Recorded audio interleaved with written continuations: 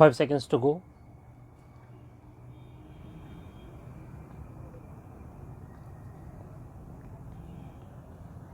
Start. We have heard learned counsel for the parties at some length. It is true that the trial court had, while discharging the accused persons under the special act mentioned above, made certain observations about the alleged misuse of the provisions of the said act by unscrupulous elements, and also certain suggestions for remedying that situation. It is also true that the trial court had come to the conclusion that there is no real basis for it to frame any charge against the accused persons under the said act. But it is equally true that while setting aside that order and directing a fresh order on the question of charge, the High Court has clearly mentioned that the trial court shall remain uninfluenced by the observation made in its earlier order.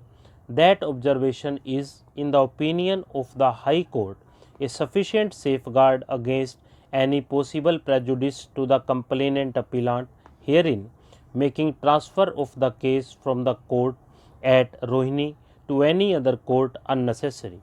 Now, in the ordinary course, if an order passed by the court is set aside, the observations and findings recorded therein also get obliterated for all intents and purposes.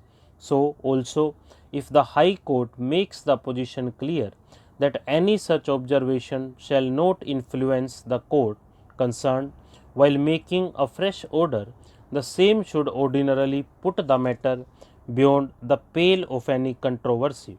Having said that, there may still be situations where the nature of the observations made by the court concerned create a reasonable apprehension in the mind of the litigant that the court has so committed itself to a given approach or thought process that it may not be possible for it to retrace its steps to take a fair and non-partisan view in the matter.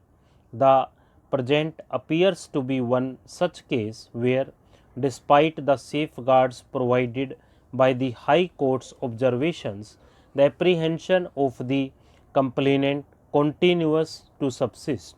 We do not think that such apprehension is wholly misconceived, nor can it be dubbed as forum shopping in disguise. The earlier order passed by the trial court is so strongly worded that it could in all likelihood give rise to a reasonable apprehension in the mind of the complainant, which cannot be lightly brushed aside. We must hasten to add that we are not in the least suggesting that the presiding officer of the trial court is totally incapable of adopting a fair approach while passing a fresh order, but then the question is not whether the judge is biased or incapable of rising above the earlier observations made by her. The question is whether the apprehension of the complainant is reasonable for us to direct a transfer. Justice must not only be done but must seem to have been done.